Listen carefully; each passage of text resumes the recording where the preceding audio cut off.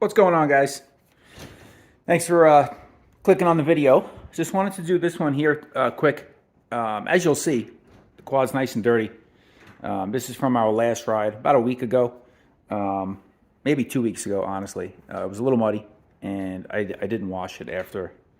Shame on me, I know, but I'm actually going to go use the quad today and do some filming for you guys on the suspension and how it handles over different terrains and stuff like that. I know you guys have been waiting for stuff like that on the Scrambler, so I'm actually about to take it out and do some recording on some trails right now. I figured before I do that, let me talk about the storage that I have here for it. And there's not really a lot of options out here for the Scrambler on the market that I have found. The only one that I've seen that is, in my opinion, I don't know. I seen one other box for it. I wasn't really a fan the way it was designed, and I like this option here. It's made by Polaris. It fits perfect. I shouldn't say it's made by Polaris. It's made for Polaris. It says Polaris on it, but it's made by a brand called Ogio, and they make a lot of storage solutions for a lot of different ATVs and side-by-sides and stuff like that. So this is right from the Polaris website. You can pick it up right there. And it's going to cost you right around $185 for it. And so we'll show you how it works and what I think of it. As you'll see, it's pretty dirty and muddy. And so you'll see when I open this thing up that it's perfectly clean inside. There is no dust. There's no nothing got inside. It's got like a little bit of a seal around the cover. And the way it's constructed is it's kind of like a soft canvasy material on the outside, but the inner portion of it is like a hard, rigid plastic. The bottom is a harder material. The middle's a little bit softer, and then the cover, it's like a rubbery material, hard rubber. And then the back, what secures it, you have these two, and you can adjust these, you know, if the straps stretch out or wear, you can make them tighter or looser. And then they just attach with using the lock and ride system. This is the factory rack, obviously, on a Polaris Scrambler. And this will fit any Polaris Scrambler that comes with this rack. I believe even the 850s and the older regular 1000s have the same rack on it, so it doesn't have to be an S model. And then it just, so these two things come with the bag. You attach them, and then they just, you know, flip up, flip down to lock in. Pull the whole bag off and on in 30 seconds. And it's nice because sometimes, like today, I'm going to take this off. I'm just going to go screw around on some trails locally here just for a few minutes, an hour, and I don't need to carry all this stuff with me. I'm going to be very close to home. But for days where my wife and I take her quad and this out, and we go all the way up to the mountains there, and we do long rides, you know, 70, 80 miles, we pack food, we pack drinks, I have tools, all kinds of stuff. So I'm gonna do some measurements too. I got a tape measure. We'll show you, you know, the depth of it, how much stuff you can fit, and you'll see right there it says Ogio, and then Polaris on the top. So to get it open, super easy. Two little buckles, and you lift it up. It's a little snug, and it's off. And you'll see on the cover, you'll see how clean it is inside. There's no dirt, no dust. As opposed to the outside. You can even see where the cover goes over. That's keeping all the dust and dirt out. And then right up top here on this section, it's kind of like a soft, I don't know, it feels like foam in there almost, probably. And it says dust gasket. So the way they designed that lip there is to prevent dust from getting in. It does quite a good job because here we ride, it's extremely dusty conditions almost all the time in Arizona. It's just, you know, unless you got rain, and then you go out for a ride, which is what happened on our last ride. We got some rain a day or two before, and it was quite a bit of water crossings we were going through. And then in between, though, it's just dusty. So you'll see the inside. You can fit quite a bit of stuff. And what I carry is I have a tire plug kit with some plugs and the tools to plug a tire. I have a nice tool kit. It's got some sockets, screwdriver bits, and wrenches in there. And then I have a last fit portable air compressor, cordless compressor, and that's just a battery charge compressor. I have a video out on that if you guys are interested. This is an awesome little thing to carry around with you. And I'll leave a link in the video description below too where you can purchase this. And if you use that link and then at checkout, put Odyssey 15, you'll get a 15% discount on checkout if you're interested in any Last Fit products.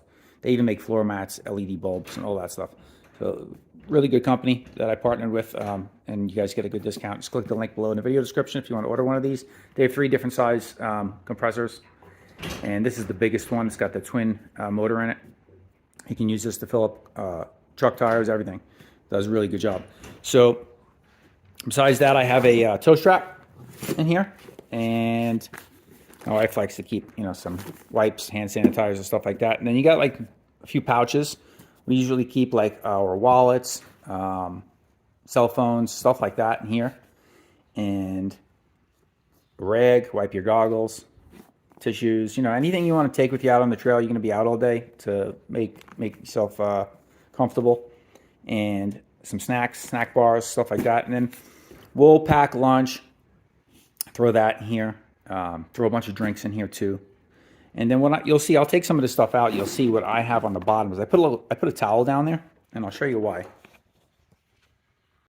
So like I said, I put a towel down here at the bottom, and it does take it'll take away an inch or two, depending on how thick your towel is. I have a regular towel you like use for yourself in the shower, just kind of fold it up. And the reason for that is on the bottom, it's hard plastic, So the stuff that's in there on the hard plastic, it's just going to be sliding all over, banging around. If you're obviously on an ATV, so it's bumpy, or you're jumping it or whatever, this stuff's if it's not packed, it's going to kind of hop around in here and bounce around, and it's just going to be hitting this. And you don't want to risk damaging what you have in here, so that kind of keeps everything all snug and secure, and from sliding around, like nothing moves around in here. And it's just padded on the bottom. So that's what I do for it. But what I'll do is I'll show you some measurements of how much room you'll get if you didn't have this in here, or if you want to use something different. And my plan is in the future is just to get like a thin piece of foam insulation, maybe like 1/2 inch or something, and just trim it to fit inside here and put that down at the bottom. And that'll create like a little bit of insulative properties as well, because obviously your exhaust is right underneath. There's quite a bit of gap, and I haven't found yet, I haven't used the cooler in here. I've just thrown cold drinks and a couple sandwiches and snacks and stuff, and nothing's gotten hot in here. But I also haven't been out in the summertime with it yet, so that obviously that's a possibility. Could get warm in the summer, especially here. It's 110 degrees, and the sun beating down on this black cover could cook it in there. So what you could also do is, if you have a small soft cooler, you can stick that in here as well. So it's pretty versatile. Like I said, I like the little pouches here too, which keep everything nice and clean and dry. It's like an extra layer of protection for your valuables if you have a cell phone in there, or your wallet, or things like that. Paperwork, even if you want to keep your registration paperwork, and if that insurance information, if that's stuff that you carry with you. So let me get tape measure. I'll show you some dimensions in here. I'll empty the box first, and then we'll show you the depth of it.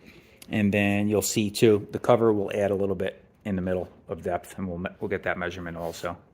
Around the edge there you have the seal, but in the middle it does protrude a little bit, so you get a little more depth there in the middle. And we'll get some measurements here for you, so you kind of see for yourself if this is going to work out for you, if you can, what you can fit in it. All right, so you can see with it empty, pretty decent size. Here's a couple angles, and show you the depth. So to the center of the box, looking at about, to the top edge there, about 8.5 inches. And end to end on the inside, obviously up a little higher, you get the pouches here, but if you're not using them, they go right in, and don't take up any room. But at the bottom, we're looking about 22 inches, 21 3/4, end to end. And then width-wise, looking at, doing this with one hand, so width-wise, we're looking at 13.5 by, what was it, 22 and a quarter. So good amount of room, good amount of storage.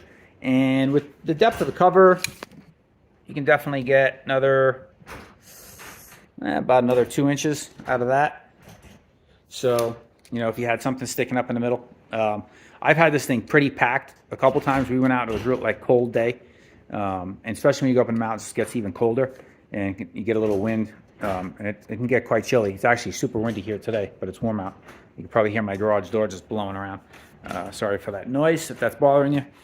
But it's like 28-mile-an-hour winds today for some reason. And so we've had like everything you've seen in there, and then plus my wife, she's always cold.